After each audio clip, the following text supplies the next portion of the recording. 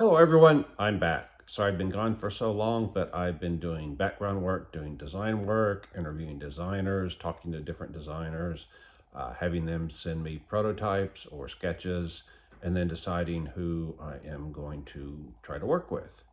So while that's going on, I also was doing some Photoshop-like work.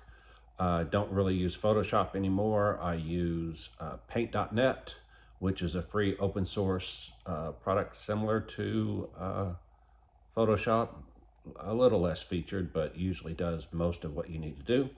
And then Microsoft with the latest or more recent versions of Windows, I think it was 10, added Paint 3D, which allows you to do 3D and 2D models.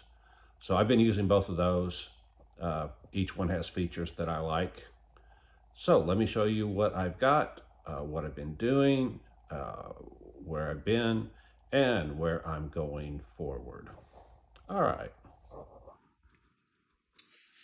So this is my Photoshop-ish model.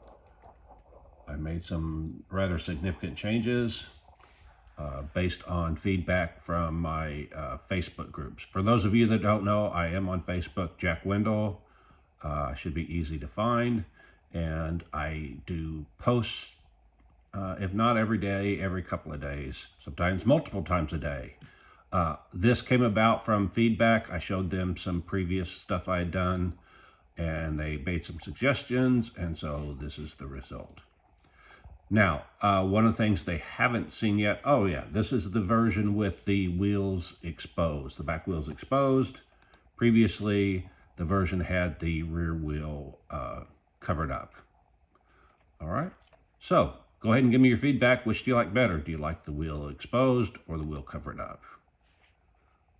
All right, now, where this came about was about a year ago when I first started this project. I bought a 3D model, 1/25th scale metal 3D model of a C8 Corvette. Actually, I have several of them. I've got a yellow one around here somewhere too. And then I said, I need to know if this idea is even going to work. So because it's metal, I couldn't really cut away what was there. So I went ahead and left what was there and simply built everything up on top of it using clay. This was basically a proof of concept. Okay, so one of the issues I ran into was that I thought I didn't want the front fender, the front nose to stick out farther than the front fender. So that meant what I had to do was make the front, since I'm not cutting things away, I had to make the front fender stick out. Well, when I did that, it made the front end long, which was fine for a Art Deco. A lot of them have real long front fenders, and it made it look like it had a longer hood. The issue is that where you see the marks a lot, that's where the front wheel is. So that if I expose the front wheel, that would make it look kind of weird with the front wheel there and then so much fender in front of it. So that's when I decided, well, I've got to cover up the front wheel. So I did that. And then now I've run into issues, not really issues, but couldn't get the front end to look the way I wanted, the way it was headed. So what I decided was, let me see about what would look like if I cut back the front end, which is what that black model is it's where I cut back the fender. And what I did was said, all right, fine. In that case, the front end will stick out farther than the hood. All right. The other thing was I previously had the rear wheel covered. I just broke that part off this morning, that clay off this morning, and to see what it looked like. People were complaining because the back looked, quote, too long to them when it was covered. And when you looked at it from this angle right here, something like this, it looked like the back end was excessively long, especially when that wheel's covered. Uncovering that wheel actually helps break that space up, but with that space not broke up, it looked a lot longer. All right, so I went ahead and opened it just to show people. Everybody's thinking this back end is just unbelievably long. It's really not. It is longer than ideal, I guess, but that's because if you flip this around, in order to cover the back of the C8 and to make it rounded, I had no choice but to add material. What happened is GM makes it, it's hard to see in this clay model, but that back end kicks up a little bit there. And because of that, I couldn't just go straight back because it would have a hump there. Now, what I did to disguise that hump was I put a spoiler on there, and that disguised the fact that there was a hump there. So I haven't bothered to carve that. Spoiler's a little bit big. I haven't bothered to carve it down. The idea of this clay model was just to see, is this even possible? And so once I determined that it is possible, I stopped working on it. Okay, so the problem with the front end, the way it was before I used my Sharpie marks, is that the front end was wider than the back end. So what I did was I added material to the back to cover up the back wheel and make it wider to match. Otherwise, it would be a big gap in between the fender and the wheel. All right. Now, just this morning, like I said, I pulled off that widened part to see what was underneath and see where the wheel was. I had it like this side where it was all the way down to the base, so I couldn't see exactly where the wheel was.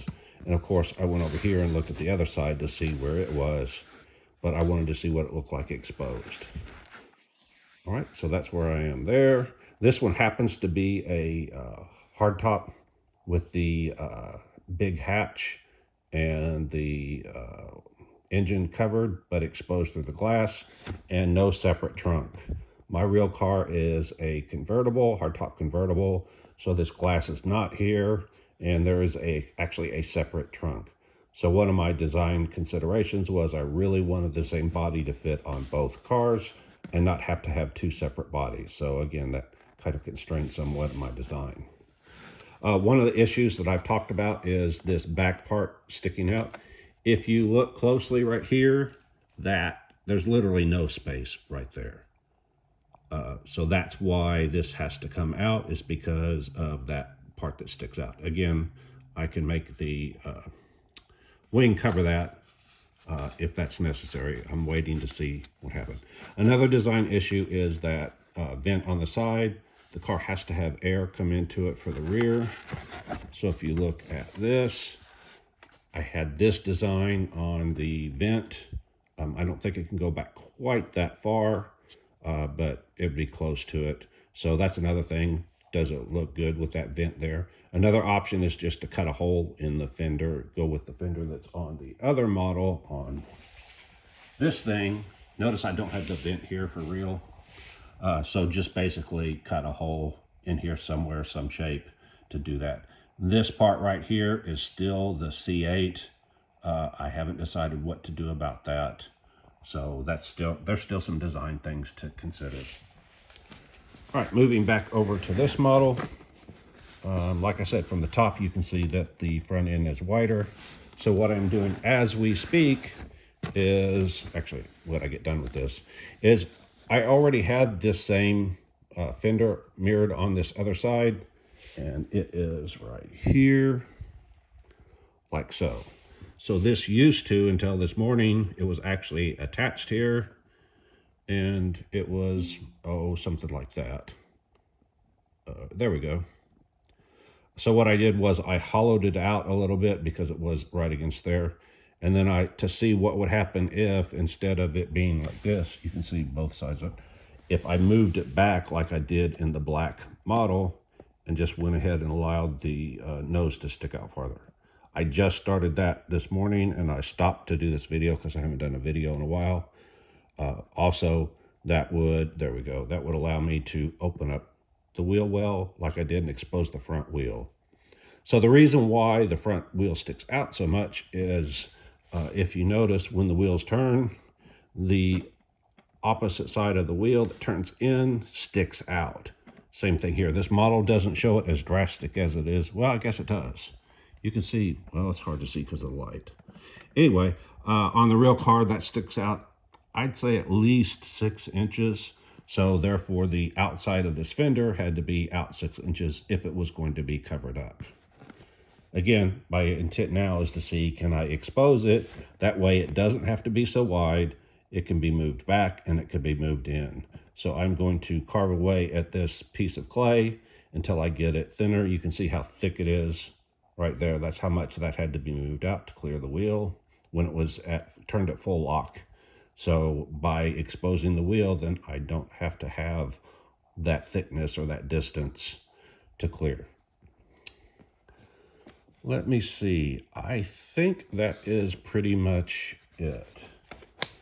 So again, my intent is to take this clay model, smooth it out, clean it up, and go past the level here. Like I said, this was just a proof of concept. Will the idea even work? Now that I've determined that the idea will work, now I need to go work on all those details. And so one of the details is this area right through here where the fender and the vent and all that meet. You can see that it's kind of not finished right there. It's close, but it's not finished. So I wanted to see, would it look good with this swoop type vent on the side or not? So on the other side, haven't decided what I'm going to do. I'll start off doing it like this, and then I'll decide how do I fill in this area right in here. What do I do? Because it's relatively easy to do this in a Photoshop type thing, but because it doesn't have to be 100% defined, whereas when you do it in real life or on this clay model, you can't leave things completely undefined. Although you can see I kind of left it undefined here. But it's close. All right, that's where I'm at. So like, subscribe, hit the alert, hit the thanks if you want to donate. And if you don't know what I'm doing, you don't know Jack. See you next time. Bye.